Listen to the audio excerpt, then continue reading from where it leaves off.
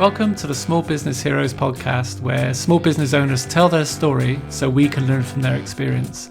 My name is Tony Radford. I hope you enjoy this episode.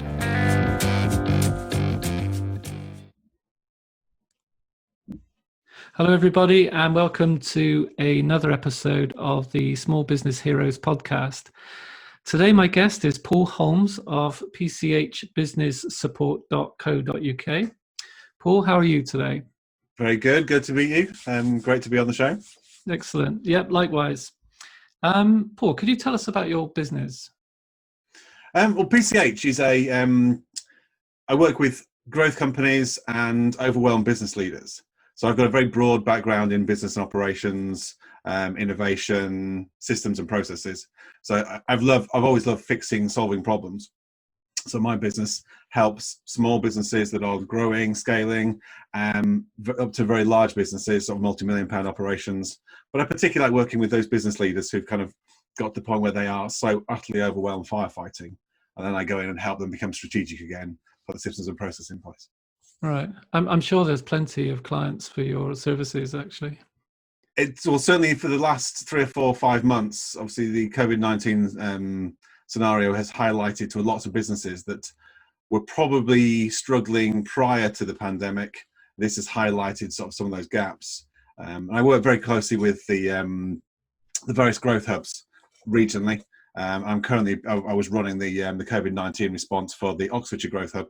So there was a long list of businesses that needed my help. And it's been great. And it's meant that I'm one of those businesses that's thrived under the current situation. Yeah. Obviously, lots of other businesses haven't, which is a real challenge. Yeah, sure. In the research for the market research for Proactive, my app, there were two. I asked about 300 people by email, what's your biggest problem? This is small business, micro business owners, freelancers. The number one problem was selling. Everybody, most of them didn't like. So they were really into their thing, their product, their service, but they didn't like the selling aspect. And the next biggest problem was overwhelm. Literally, people using that word. I'm completely overwhelmed. I don't know where to turn. When I sit down at my computer, I'm so overwhelmed. I don't even know what to do next. So no, you're addressing a very, very specific problem there, a massive problem actually. Yeah. Well, I spent 25 years as a sort of a capital projects manager in an engineering environment. So I'm very, very structured. And part of what I do with clients is to sort of set a goal. It's that, whatever that goal is, and then we kind of work out how are we going to get there. Yeah. Structured, logical, and it's those steps that then help business get back to that position. But yeah, the thing about sort of selling was one of my biggest weaknesses. I've done everything in business except the selling and marketing end of the business, and quickly realizing that without those two things in place, my business didn't last very long. So I had to get help to help me to learn to sell. Yeah. Right. Which is then how I became part of an accelerator, which is why I'm now a business coach for the same accelerator, because it's where I learned to sell, how to market, how to get that messaging out there. Right. So in terms of when you meet a client, what's the actual process? Like you say that you sit down and work out a plan, but how do you actually get to that stage? The process that I take people through, so I have my own development coaching program. And it's a 6-month program where we sort of start with just a deep diagnostic on the business. So it's go through essentially all of the major components that you would expect to have in a business. But my philosophy is very much around the setting a business goal. So most people sort of start out, work hard, and hope that they will grow the business. And unfortunately, statistics say that less than 80% of businesses survive 3 years.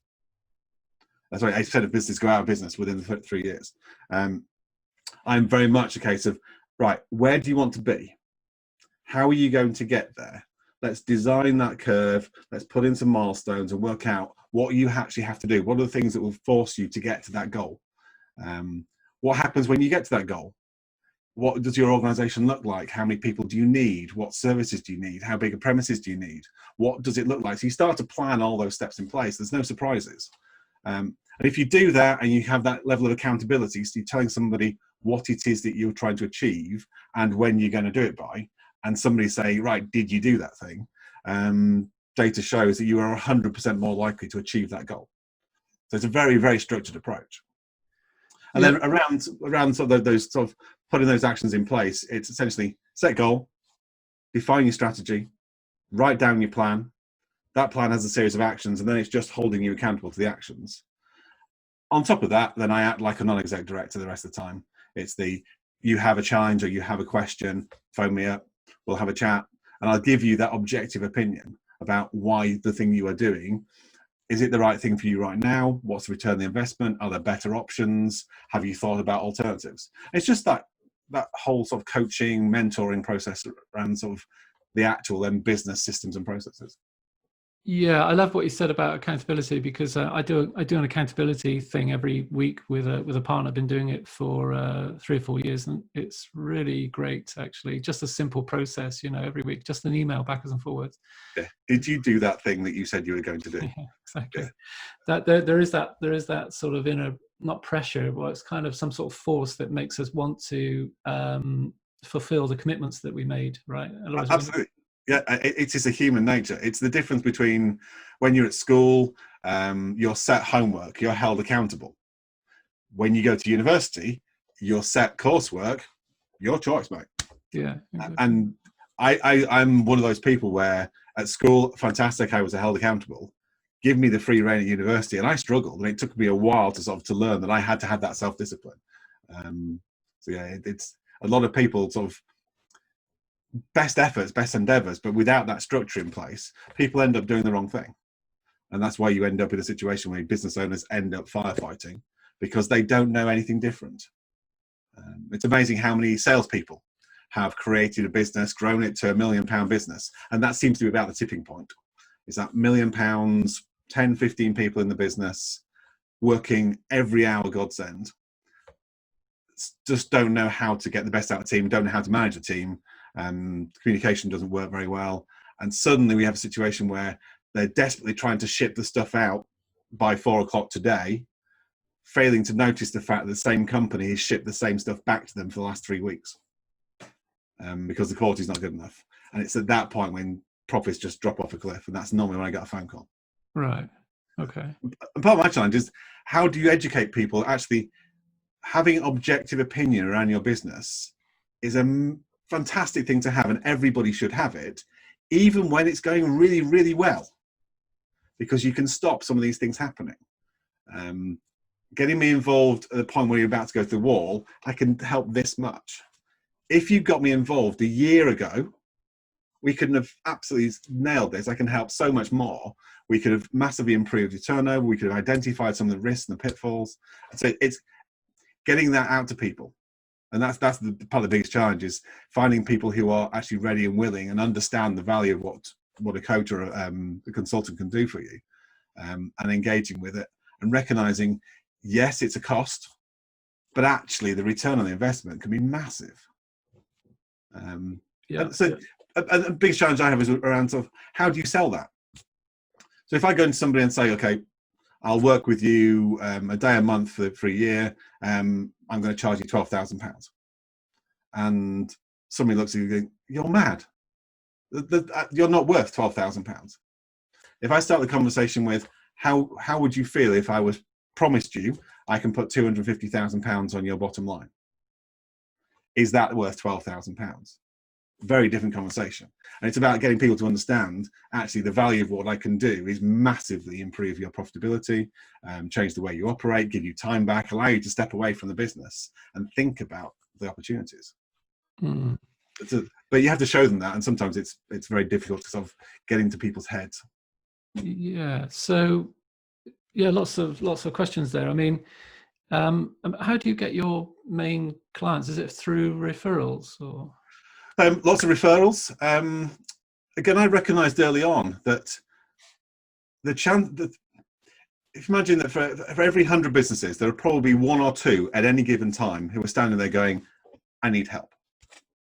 So the idea of randomly phoning up a business and saying, do you need help? The chances of them being in the right frame of mind, very slim. Even where I've had a situation where a business owner, you can clearly see, I could make a huge difference to their organization. If they are not ready and willing and understand the value, that conversation could take 3 months, 6 months, 12 months sometimes to build that relationship. The business would fall over if that was the case.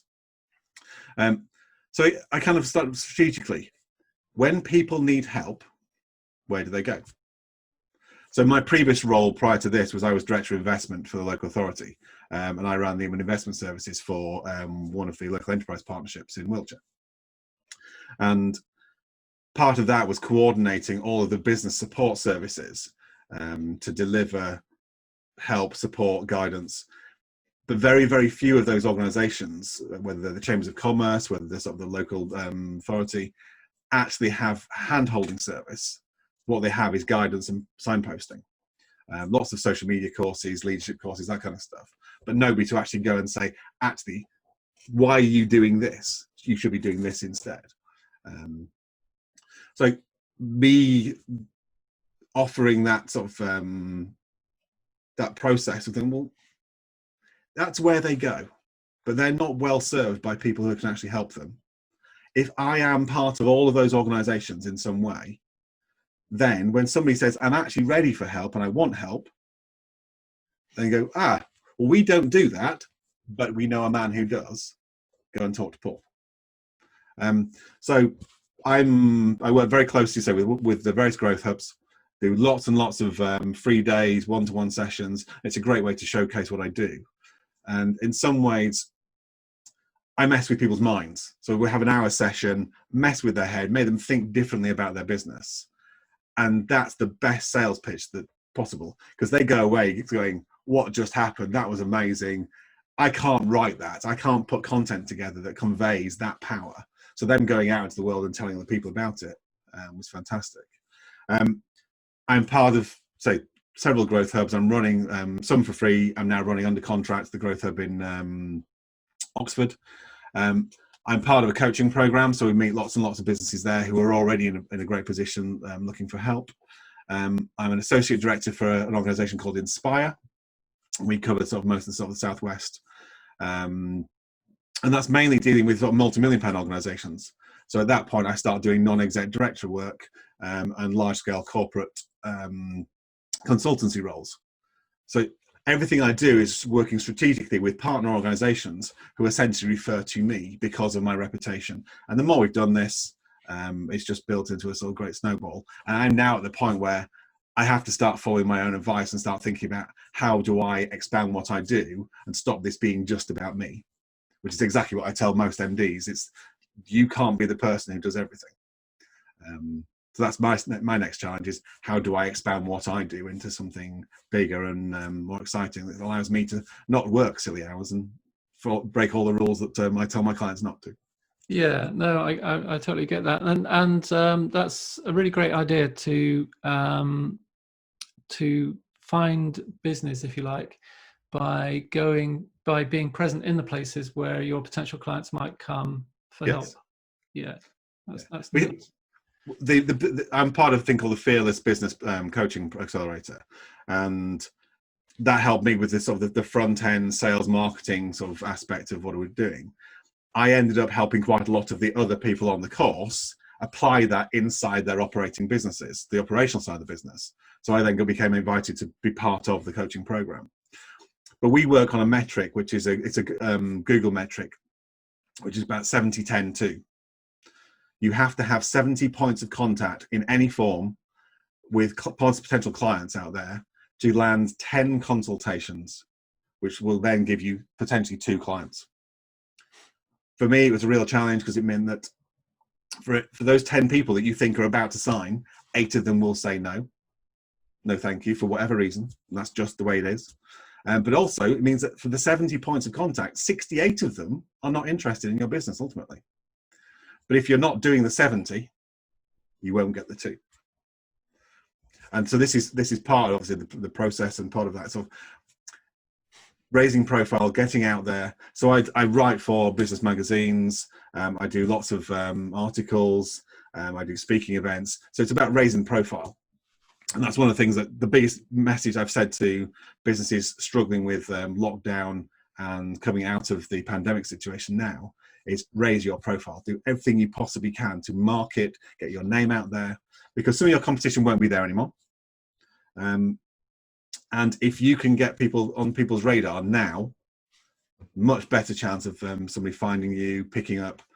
But sharper message. Think about what it is that you do, why people need you right now, and do everything you possibly can to raise that. So lots of people are cutting costs by not doing marketing right now, and I'd argue it's the single biggest thing you should be spending money on. Yeah, that's a great piece of advice, actually.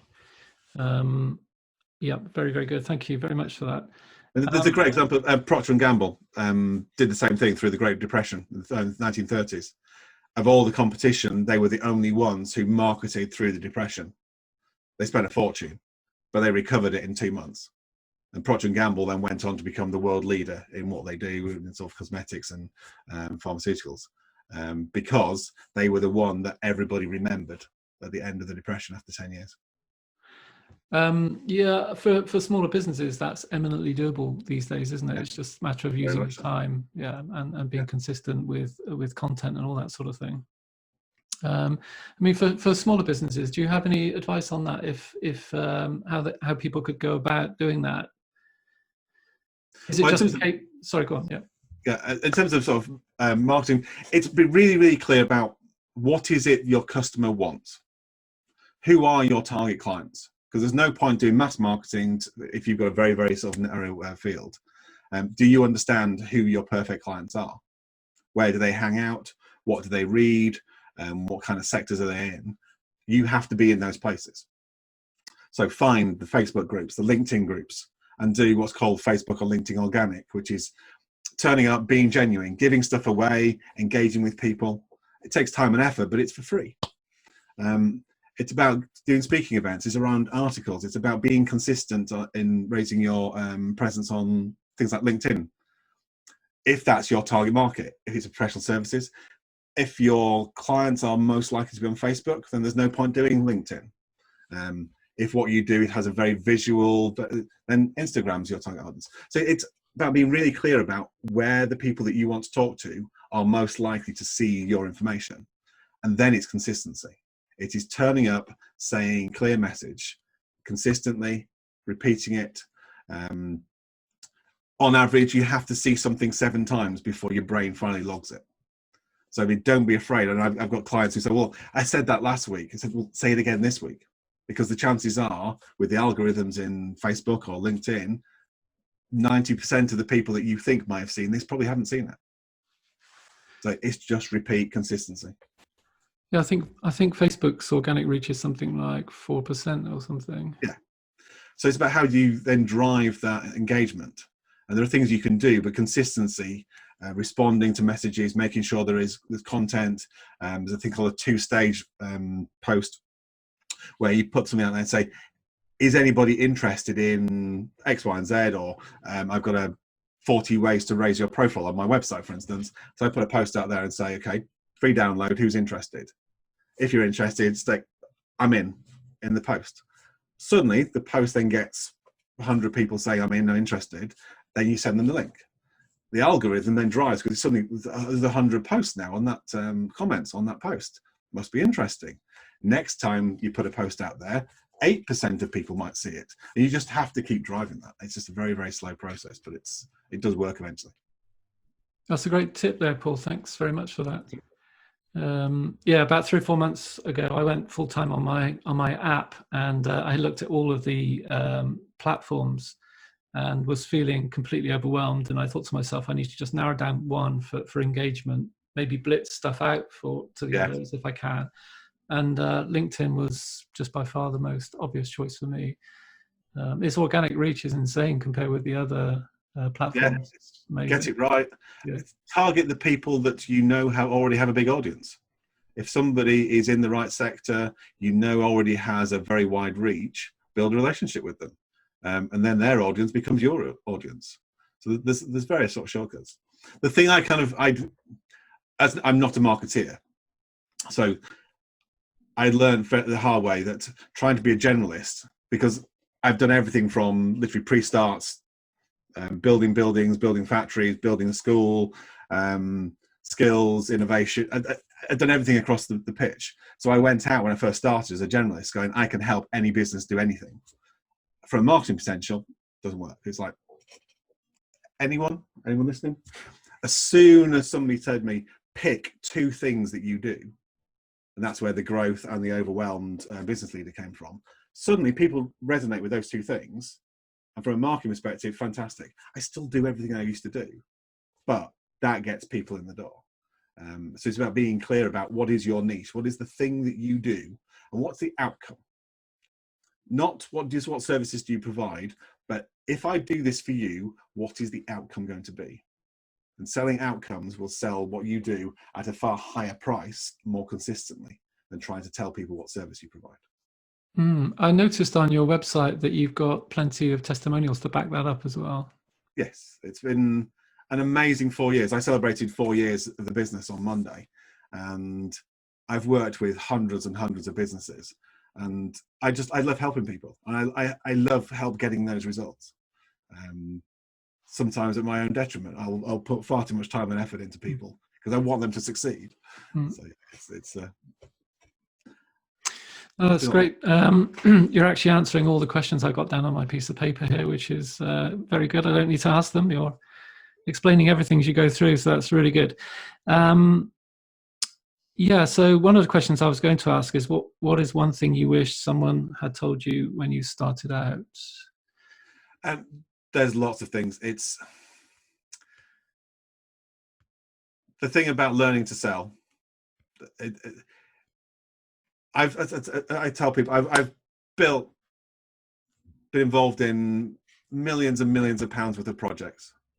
Running my own business for the last 4 years is the hardest thing I've ever done. Which compared to some of the things I've done in the past seems insane, but because you have to be everything in your business, and there will be gaps. And it's about identifying the things you don't do very well and get help very early as you possibly can in your business, possibly even before you can actually afford to get that help, because the pace that it will help you accelerate. My first 2 years doing this, I tried to do most of this myself, and it didn't work.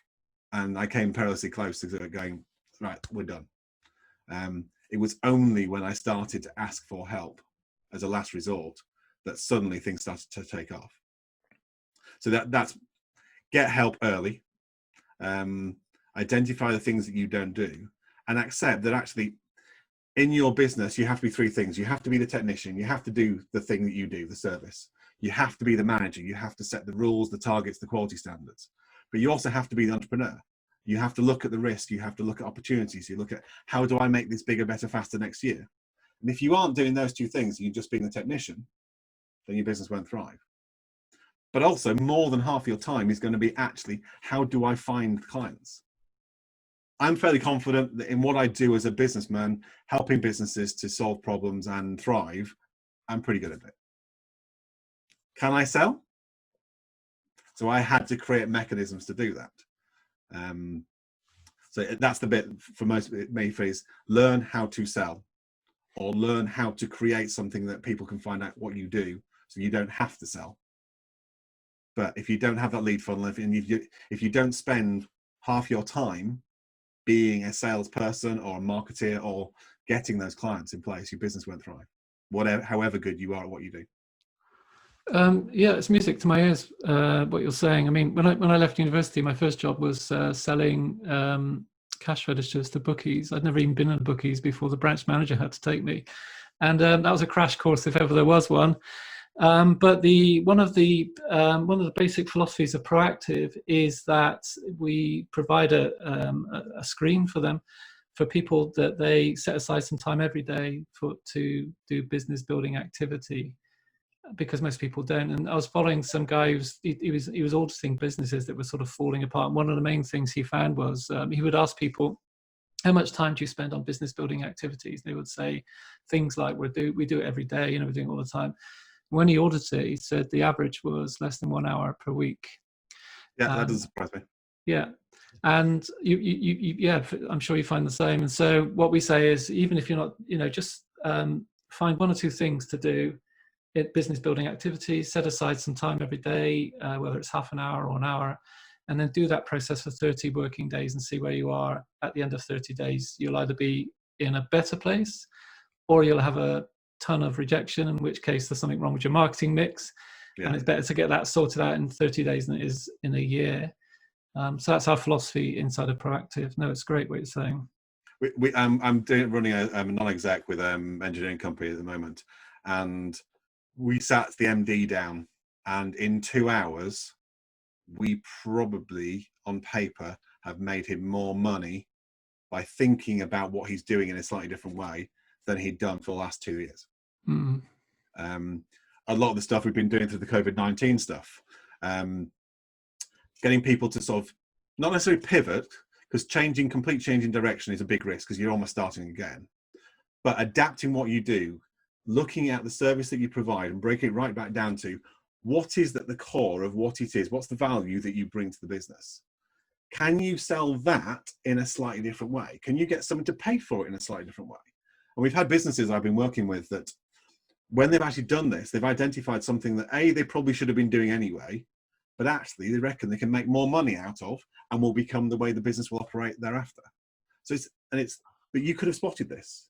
It's only the fact you've now got time to stop and think about this. So build time into your diary to do exactly this. And I strongly recommend those overwhelmed business leaders, they tell me that they literally don't have half an hour to stop. They don't have time to stop for lunch. I say, well, let's start with 9 till 10 on a Friday morning.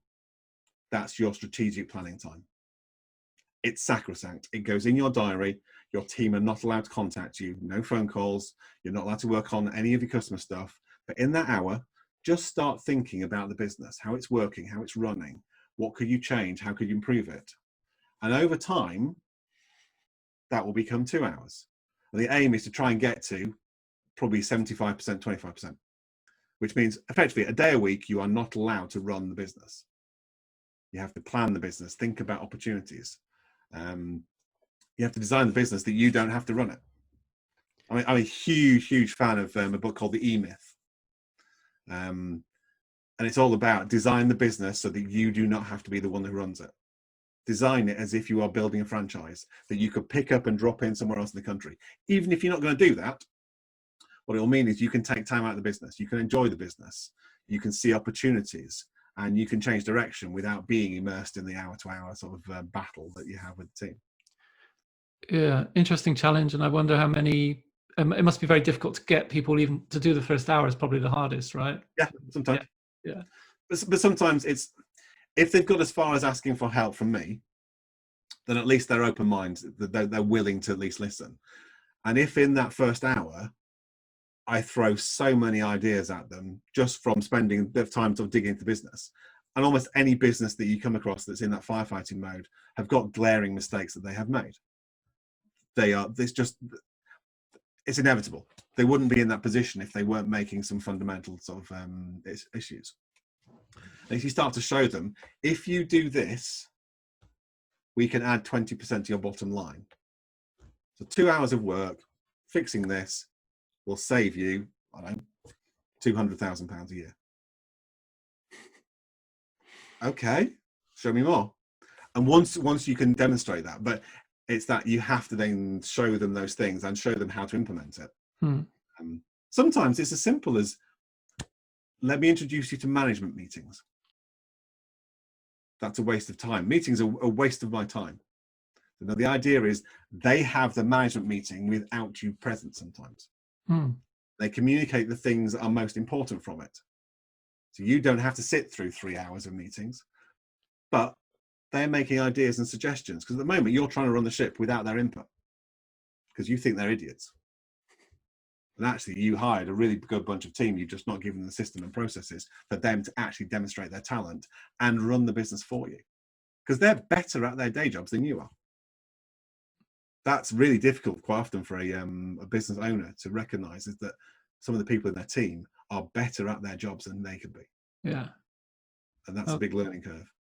That's really great. You mentioned earlier about, your challenge is, where do I go as my sort of, I get stacked up with work. Yeah. And you also mentioned the E-Myth. I mean, what is the next step for your business? I work very closely with lots of associates who are sort of like-minded. So there are lots of things that I'm now starting to look at other people delivering on my behalf. So I'm creating sort of a loose partnership of similar consultants and coaches who will act under my brand, who will deliver to clients that in a style that is consistent with the way that I work. Also, the methodology around setting the business goal is not new. Working out and setting those sort of targets and starting to manage that is not new. The thing that I've developed a little bit further than that is and if you look at your business today, could you scale today's product to the level that would give you that lifestyle? And if you can't, if the thing you're selling today, you would have to sell 3 million of them to give you the outcome, the thing that you set the business to deliver in the first place, then change it today. And it's that process of, I've done this with lots and lots of clients where you sort of say, well, what would you like in 3 years' time? Well, I'd like to work 2 days a week and I'd like £100,000 a year salary. Right. What would your business have to look like for that to be true? Well, I need a general manager to run it so I don't have to. The business is probably going to have to be turning over probably £1 million to me to take £100,000 out comfortably. Okay. Your product is £5. You would have to sell 200,000 of those today to get to £1 million worth of turnover. Ooh, yeah, we couldn't do that. Okay, so what can you do? Ooh, well, there's a high-end version of what we sell. It's £25. Okay, so that's 40,000 of those you'd have to sell. But that's a slightly different market, isn't it? Yeah, so that's different marketing targets. That means there's no point you doing sort of mass marketing, sort of pay-per-click or AdWords for this. You're now targeting this to a very specific sector. So by setting that goal to deliver your own, the thing you set as a business to achieve, which is the working 2 days a week with a nice income, you've now got a model to do that. You've now got some clear targets of who you're going to market to, and it stops you doing all the things that you were probably doing because they're no longer relevant. And that process, that feedback process of change your product today, change the price, change the complexity, whatever it happens to be, but change it so that you can actually deliver enough of them. Or work out how many people you need to sell that for you, or how many different platforms you can sell. But it forces you to do that change. That's a process that I've kind of created. And the next step for me is probably start to get people to deliver that for me, to do that part of the diagnostic process. Right. Okay. So there's a plan. Excellent. A sort of micro question, really. If somebody gave you £500 to spend on marketing, how would you spend it? I go and find a bloody good marketeer. I have learned that they are worth their weight in gold. I'm an engineer, so I write far too many words. When I write something, I need you to know everything that's in my head. And that could be pages and pages of information and lots of detail because I'm a complete nerd. And from a marketing perspective, it's an utter waste of time because nobody reads it. I work with a PR agent. I work with marketeers who turn my words into the English language. And they can write in 10 words what's just taken me half a page to write. And they can write it with words that have impact, that convey what I'm trying to convey in a short, sharp way that really it resonates. And it's somebody doing that for me. So even though I've kind of got a fairly well-established process now around how I get clients, I've just engaged a marketeer to do exactly this, to review everything that I do and work out, is my messaging clear? What I think I'm doing and what I think I'm telling the world that I do, is that what's coming across in the way that I write? My particular challenge at the moment is I have two distinct markets. I have my clients that work through my coaching and development program. They are normally sort of sub £1 million businesses. And a lot of what I do on LinkedIn, a lot of what I do through the Facebook groups, articles, are tailored to sort of the small business kind of mentality, the kind of skills that you need, the fundamental basics of business. Are you selling it for more than it's costing you to make? Which is surprisingly how often that's not the case. But my business is expanding with the larger scale businesses, and everything that I'm writing probably isn't targeting them. So it's about now, if that is the future of my organization, because that's higher revenue for less time, which has to be the case. I could work 100 hours a week for free. My job is to try and find 2 or 3 clients that allow me to work a few days a week for significantly more. But in my marketing, if it's not targeted to those people. So I've just done one of the free LinkedIn accelerators. And yes, it's a basically sales pitch to get people onto a sort of LinkedIn program. But the one thing that it taught me to do was to change the words under my name in LinkedIn. What is it I do? How do I do it? Sorry, yeah. Who am I doing it for? Who's my target audience? How do I do what I do? And what are the outcomes? And it forced me to have to pick one. And I'm sitting there going, well, I want my clients in my coaching stuff because that's where quite a lot of the stuff comes from. But actually, really, I really want the sort of the bigger businesses. So I changed that to I work with owners of £1 million plus businesses who are utterly overwhelmed by analysing the business to do less firefighting. And the difference almost instantaneously to the people that have found me are engaging with me. And it's about getting that message right. And it's one of the light bulb moments, because I'm not a marketeer. So something as simple as that, changing a few words in that change the way that LinkedIn engage with the algorithm and how people are perceiving what I do. Yeah, because it's like a micro ad, isn't it? And it appears Yeah. on everything you do, every post, that response, and Yeah. all that sort of thing. Yeah. And ironically, I've had more people approach me saying, I'm not a £1 million plus business owner, so I don't think you can help me. I go, well, yes, I can, because I have this that I do. And yes, of course we can help. And actually, here's some smaller products that I do where we can do a half-day diagnostic on your business. And that's probably all you need, is to set you straight on some fundamentals. And I'm very happy to do that for them. So ironically, telling people that I don't work with them has actually got more people that I said I didn't work with. So it's strange, but it kind of works. So yeah, give me £500, I'll go and spend it on a marketeer to help me get that better. Great. Have you ever considered making an online training out of some of your courses? Yes, and a lot of the stuff that I do for the growth hubs, we now do through webinars. So I've done various sort of expert panel things that I'm involved in. We have coming up in about 2 weeks' time a webinar for the Gloucestershire Growth Hub around setting up social enterprises. And a lot of the philosophy I have is that you still must run them as businesses. You must treat them as if they are a business organization, because if you're not generating revenue, you don't have a charity, or you don't have a social enterprise in the first place. And a lot of the methodology that I've just talked to you about in terms of that setting goals and how you work through your product and do the evaluation of what do you need when you get to that point of success, I've now started to write down. It will become some online content. So that will be one of my next steps, is to create something that can be self-guided and people can start to follow some of those basics. It's for me, it's also me finding enough time in my diary to stop what I'm doing to do the strategic stuff, which is learning my own lessons. If you do that, do let me know. Actually, probably very interested. One final question is, can you give us one actionable sales tip? One actual sales tip. So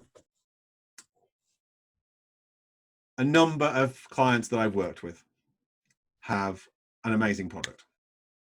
It's something that they've created. It can be software, it can be a functional tool, it can be something that they think, I've used this, everybody needs it. When you then start looking at it's brilliant, but nobody needs it. And so the big gap is people try to sell what they think, or they've got something they want to sell. What they don't do is stop and listen to their customers and say, what is it you actually need and want? What features do you want in that product? What's driving it? Why would you need this? What problem have you got that I can solve for you? So that's my biggest tip, is learn to work out what your customer wants, not what you want to sell to them. And as soon as you start doing that, there'll be other people that say, well, I think this is what I want. And it's being brave enough to say, okay, the product we have today is not the one we should be selling tomorrow. And that's a tough decision, particularly if there's been a lot of effort and commitment to learn to adapt what you do into a slightly different sector. But the rewards will be amazing if you do. Great. Thank you for that, Paul. And also thank you very much for everything you said. It's all been really great, actually, a lot of content there. And I'm sure that just listening to this, people will, be firing off ideas in people's heads. In fact, it's actually done that in my head about my own thing. So thanks very much for that. So I do promise to make people's heads spin, if nothing else. Yeah, exactly. I need a coffee now after talking to you. And a biscuit, probably. So what's the best way that people can get in touch with you? So you can either email me at paul@pchbusinesssupport.co.uk or give me a ring. It's 0771 500 8521. I'm happy to have a conversation with anybody about their businesses. And I'm happy to give advice and guidance as much as I possibly can. I love helping people. But yeah, if people are interested, give me a shout or come to the website. There's lots of information on there, some free downloads. pchbusinesssupport.co.uk. Yeah, great. Get in touch. But it's been a pleasure. So thank you very much for inviting me. Look forward to keeping in touch and finding out more about what you do. Yep. Thank you very much, Paul. Part of the secret to achieving true success in business is in focusing on the specific things that result in sales and revenue generation. If you are a small business owner or freelancer and you would like to break through overwhelm, gain focus and grow your business, visit myproactivebusiness.com.